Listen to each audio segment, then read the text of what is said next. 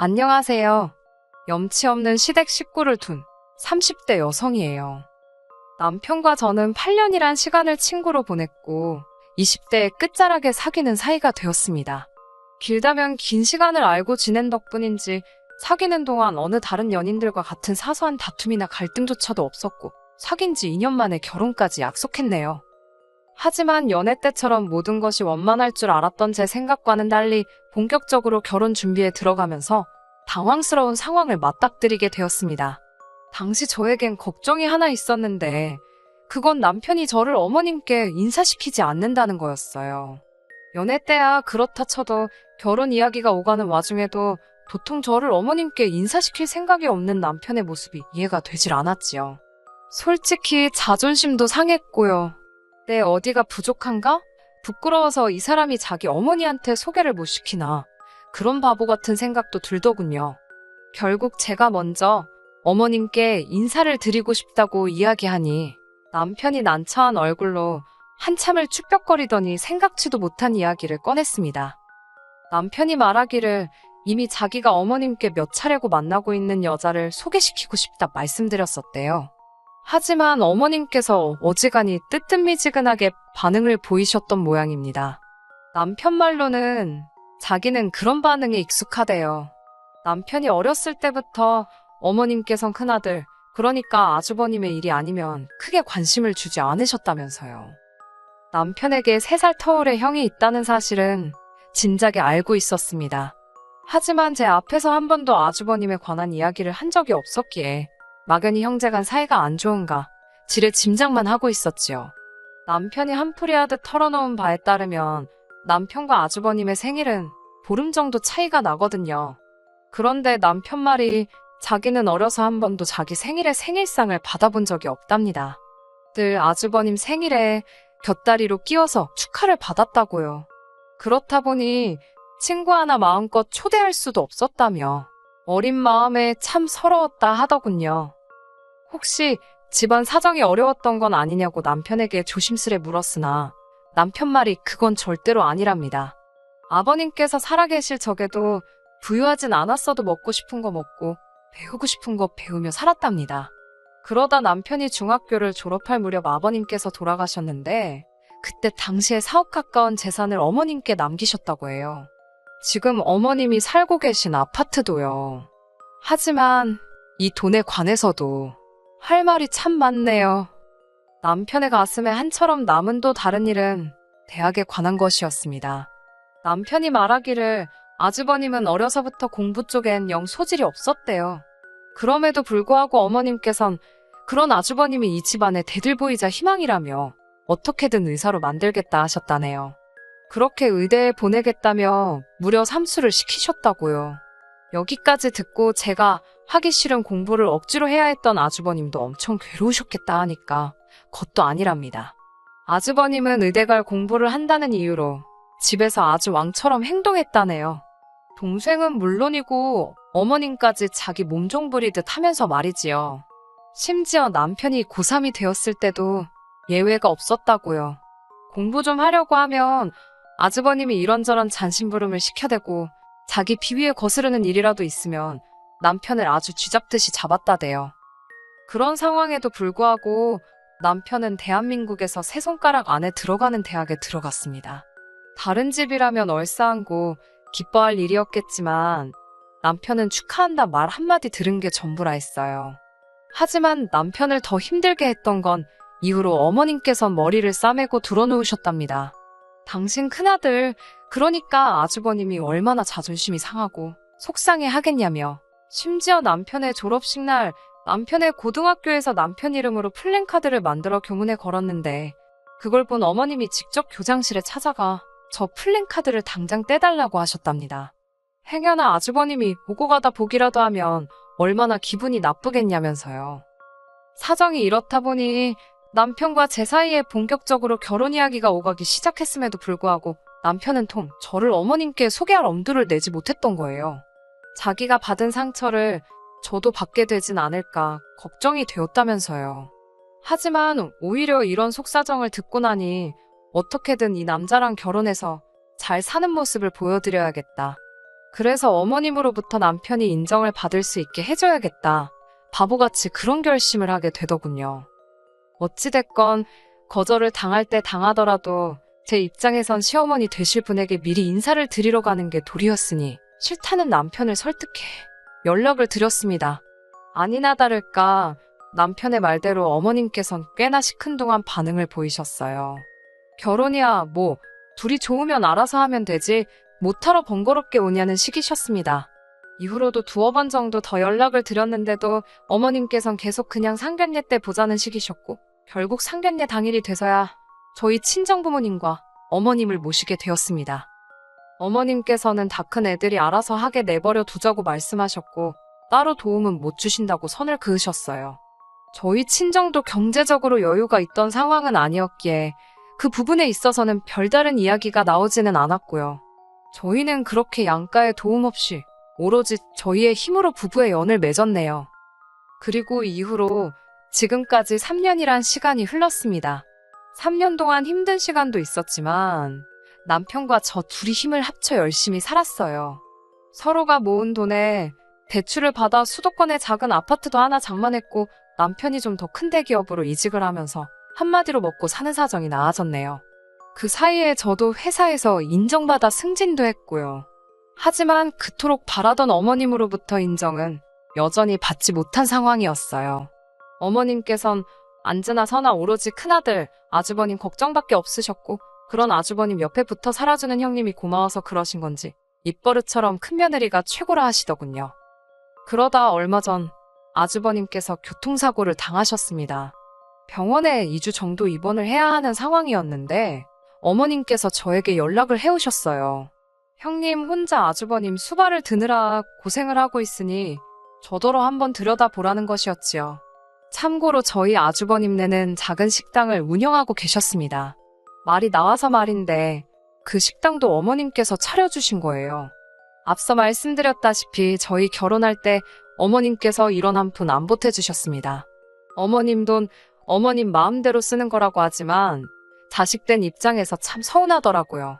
아주버님께서 먹고는 살아야 할 것 아니냐며 어머님께 말 그대로 징징거리자 어머님께서 직접 알아보시고 잘 된다는 프랜차이즈 식당으로 차려주셨습니다. 당신도 민망하시긴 했는지 저희한테는 원래 맞이가 잘 풀려야 집안이 잘 돌아간다고 하시면서 말이에요. 나중에서야 알게 된 사실이지만 어찌 보면 어머님의 마지막 재산이라고 할 수도 있을 지금 사시는 아파트까지 담보로 잡아 아주버님에게 장사미천을 마련해 주셨다고 들었습니다. 그러니 남편이나 저나 사람인지라 마음이 상할 수밖에 없더라고요.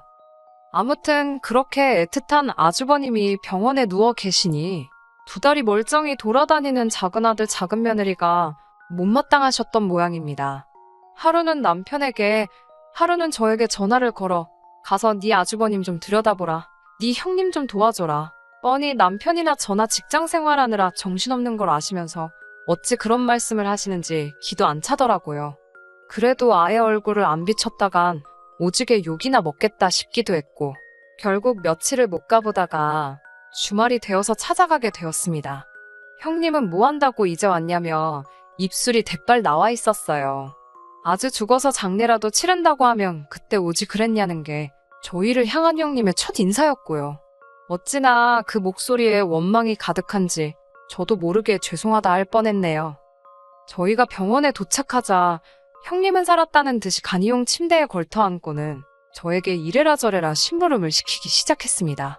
지하 매점에 가서 뭐 좀 사다 달라. 과일 좀 깎아달라. 여기 좀 치워달라 어째달라. 남편에게는 아주버님 발톱을 깎아달라고 하지를 않나. 저는 속으로 욕은 했지만 겉으로 차마 티는 못 내고 울며 겨자 먹기로 하나씩 해드리고 있었는데 남편은 안 하고 버티더니 저더러 그만하랍니다. 그리고는 제 손목을 낚아채고는 집에 가자고 하더라고요. 형님에게는 저희가 지금 문병 왔지 무슨 일이라도 하러 온 줄 아냐고 한마디 싸붙였고요. 그러자 형님이 눈을 동그랗게 뜨고는 저희 남편더러 너무한 거 아니냐입니다. 윗사람이 지금 이렇게 병원에 누워있으면 아랫사람이 와서 심부름 좀 할 수도 있는 거지. 뭘 그걸 가지고 소란이냐면서 그러면 제가 미움을 받는다나요. 그러자 남편도 참지 않고 형이 무슨 나라를 구하다가 다쳤냐고 술 먹고 시비 걸고 다니다가 차에 치인 걸 뭘 불쌍하게 여기라는 거냐며 받아쳤습니다. 그러자 병상에 누워있던 아주버님이 너 지금 뭐라고 했냐며 가만 안 두겠다고 막말을 쏟아내더군요. 남편은 그런 아주버님을 무시하고 절 데리고 병실을 빠져나왔어요. 생각지도 못한 남편의 반격이라고 해야 할까요? 아무튼 뒷일이 걱정되긴 했지만 기분이 나쁘지는 않더라고요. 그래도 남편한테 잘했다 할 수는 없는 노릇이었으니 어쩌려고 그러냐 물었습니다. 남편은 자기도 모르겠다고 하지만 더는 당해주기가 싫더랍니다. 저도 솔직히 에라 모르겠다 싶어서 남편에게 당신 마음 편할 대로 하라고 했어요. 그렇게 며칠의 시간이 흐르고 형님한테 전화가 걸려왔습니다. 형님은 아무 일도 없었다는 듯이 아무렇지 않은 목소리로 저에게 잘 지내냐고 물으며 병원에 한번 와달라 하더군요. 아주버님한테 잡혀서 당신 볼 일은 하나도 못 보고 있다나요. 이때만 해도 평생 안 보고 살 사이가 될 거라곤 생각지 못했기 때문에 불쌍하기도 하고 괜히 측은한 마음이 들어 알겠다 했습니다. 그렇게 회사에 반차를 내고 병원에 갔어요. 그런 제가 형님 눈에는 호구로 보였나 봅니다. 형님께서 저한테 할 이야기가 있다고 하더니 아주버님 병원비 이야기를 꺼내셨어요. 저희더러 병원비를 내달라고 하시더라고요. 어이가 없어서 그게 무슨 소리냐고 물으려는 찰나에 분위기 파악도 못하고 이참에 어머님 용돈도 좀 올려드리랍니다. 어머님께 매달 50만 원씩. 그래도 남편이 자식된 도리 한답시고 보내드리자고 해서 보내드리고 있었는데 그건 또 어떻게 알았는지, 그리고 알았으면 안 거지 지가 뭔데 올려드리라 말아 하는 건지 짜증나고 황당하더라고요. 기가 막히고 코가 막혀서 말씀 잘하셨다고 병원비는커녕 어머님 드리는 용돈도 이제 그만 드려야 할 참이라고 그랬습니다. 저희도 먹고 사는 게 빠듯한 데다 이제 아이도 가져야 하는데 언제까지 어머님 뒷바라지 해드릴 수가 없다 했어요. 그러자 형님께서는 자식된 도리도 모르냐며 아무리 먹고 살기가 힘들어도 굶고 사냐고 것도 아닌데 무슨 용돈을 드리네 못 드리네 그런 소리를 하냐입니다. 꼭 참던 제가 어머님한테 몇 억을 가져가셔놓고 이제 와서 저희한테 자식돌이 운운하시는 거? 부끄럽지도 않으시냐 물었습니다. 받아다 쓸 때 이런 날이 올 줄 모르셨냐고요. 받아 쓴 자식이 효도도 하는 거 아니겠냐고 저희는 할만치 한 것 같다 했습니다. 그러자 형님이 한다는 소리가 그 재산 자기가 썼냐입니다. 자기 남편이 사업한다고 까먹은 거지 자기는 그 재산 구경도 못했다나요? 이건 뭐 말인지 방군지 말 같지도 않아서 상대해 주기도 싫더라고요. 저는 형님에게 이제 아주버님 일뿐만 아니라 어머님에 관해서도 손떼겠다고 저희한테 연락하지 마시라 써붙이고 집으로 돌아왔습니다. 남편하고 상의도 없이 내지른 탓에 심장이 벌렁벌렁 하더라고요. 바로 남편에게 전화를 해서 제가 했던 말 그대로 전했습니다. 당신 입장은 미처 생각지도 못하고 너무 화가 나서 속에 있던 말을 그대로 퍼붓고 말았다 하니 남편이 잘했답니다. 저더러 너무 장하다고 잘했다며 그러면서 미안하답니다. 자기가 진작에 정리했어야 하는데 그러질 못했다면서 이제 마음 쓰지 말라고 하더라고요. 남편이 그래도 든든하게 제 편을 들어주니 마음이 한결 홀가분해지더라고요. 그리고 며칠 뒤 아주버님의 퇴원이 예정되어 있던 날이었습니다. 어머님께서 연락을 해오셨는데 받자마자 고함을 치시더라고요. 와서 빨리 병원비를 계산하라나요. 저는 제가 그걸 왜 하냐고 못한다 했습니다. 저희도 먹고 죽을래도 돈이 없다고요. 그러자 어머님께선 남편을 찾으셨습니다. 어차피 스피커폰으로 통화 중이었기 때문에 남편이 옆에서 말씀하시라고 짧게 한마디 하더라고요. 그러자 어머님께선 세상 다정한 목소리로 갑자기 이게 다 무슨 사단이냐면서 고집 부리지 말고 와서 얼른 돈부터 좀 내라 하시는 겁니다. 왜 죄 없는 네 형하고 형수 골치 아프게 하냐고 그런 걸로 심술 부리지 말라셨어요. 그런 어머님께 남편이 전에 없던 냉정한 목소리로 쓸데없는 소리 하실 거면 전화 끊는다 하더니 진짜 전화를 툭 끊어버리는 게 아니겠어요. 전 조금 놀랐지만 아무런 말도 하지 않았습니다. 남편도 무슨 생각이 있으니 그랬겠지 싶어서 믿고 내버려뒀어요. 그리고 그날 늦은 밤 누군가 저희 집 현관을 미친 듯이 두들겼는데 딱 느낌이 오더라고요. 역시나 내다보니 아주버님 내외와 어머님이셨습니다. 이웃집에 미안해서 일단 현관을 열었습니다. 그러자 씩씩거리며 어머님과 아주버님이 앞장서 저희 집안에 들어오셨어요. 어느 정도 예상했던 상황이라 크게 당황스럽진 않았습니다. 솔직히 저희 둘이 이미 이런 상황이 생길 수도 있겠다 싶어서 여러 이야기를 나눈 후였거든요. 어떻게 보면 저희 부부야말로 단단히 준비가 되어 있었달까요? 어머님께서는 한참 동안 말없이 저희를 노려보시더니 요새 들어 이러는 이유가 뭐냐입니다. 그러자 남편이 형한테 그동안 총 얼마를 주셨냐 묻더라고요. 어머님께선 그런 남편에게 내가 주긴 뭘 줬냐고 하도 먹고 살기 힘들다 해서 집 밥벌이 하라고 가게 차려준 게 그렇게 꼬우냐고 오히려 저희를 속 좁은 사람 취급하시더군요. 남편도 지지 않고 어머님께 그러니까 그 먹고 살라고 챙긴 아들한테 효도 받으시라며 왜 해준 것 없는 아들한테 와서 이러시냐고 소리를 질러댔어요. 그러면서 아주버님께도 재산을 받을 때는 부양의 의무도 각오하고 있었을 거 아니냐며 어머님 모시고 나가라 했습니다. 그러자 형님께서 한숨을 내쉬더니 저를 보고는 그냥 병원비나 내주면 될 일을 이렇게 형제지간 싸우게 만드니까 좋냐입니다.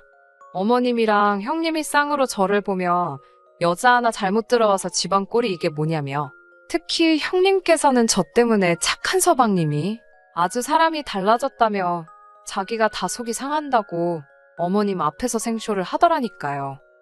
그때 아주버님께서 도저히 남편을 꺾을 수 없겠다 싶었는지 상욕을 하면서 자리에서 일어나셨습니다. 그러더니 악담이랍시고 나중에 너네 힘들어져도 당신들 절대로 찾지 말랍니다. 아이고 듣던 중 반가운 소리라 저도 모르게 웃음이 나오더라고요. 그런데 더 어이없는 건 그렇게 나가면서 어머님을 안 모시고 나가는 거예요. 제가 놀라서 어머님 얼른 따라 나가시라고 큰아들이 그냥 간다고 그랬는데 어머님께서는 오히려 저희 남편을 보며 내가 너를 어떻게 키웠는데로 시작하는 레파토리를 웃고 계셨습니다. 남편이 됐다고 그러면서 어머님을 모시고 밖으로 나갔더니 세상에 아주버님은 이미 형님하고 떠나고 안 계시더라니까요. 닥쳤던 개신세가 이런 건가 싶기도 하고 결국 남편이 어머님 댁에다 모셔다 드리고 왔습니다.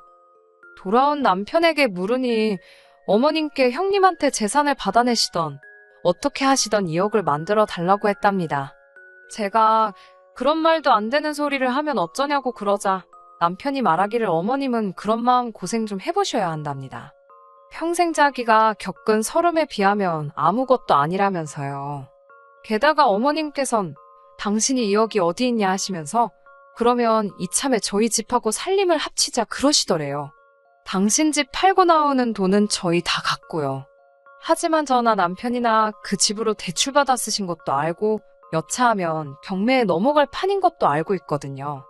남편이 어이가 없어서 그 돈도 그냥 형한테 주고 오래오래 그쪽이랑 행복하게 사시라 그랬다네요. 이후로 어떻게 되었냐면요. 일단 저랑 남편은 전에 없이 평화롭게 잘 지내고 있습니다. 어머님한테서 일주일에 한 번 정도 전화가 오긴 하는데 아예 무시할 순 없어서 받아드리고는 있어요. 받으면 뭐 앓는 소리, 죽는 소리 하시지요. 하도 그러니까 지난번엔 남편이 자꾸 이러면 전화번호도 바꾸고 아예 숨어버릴 거라고 소리를 치대요. 부모 자식 사이니까 평생 안 보고 살 수는 없겠지요. 하지만 적어도 이제 제가 먼저 나서서 두 사람 사이를 어떻게 해줘야겠다라던가 한마디로 별 생각 안 하려고요. 모자지간인 만큼 어떻게 되든 두 사람이 알아서 하게 내버려 둘랍니다. 끝까지 들어주셔서 감사합니다. 오늘의 사연은 여기까지입니다. 구독과 좋아요, 알람 설정 부탁드리고 더 좋은 사연으로 다시 찾아뵙겠습니다. 감사합니다.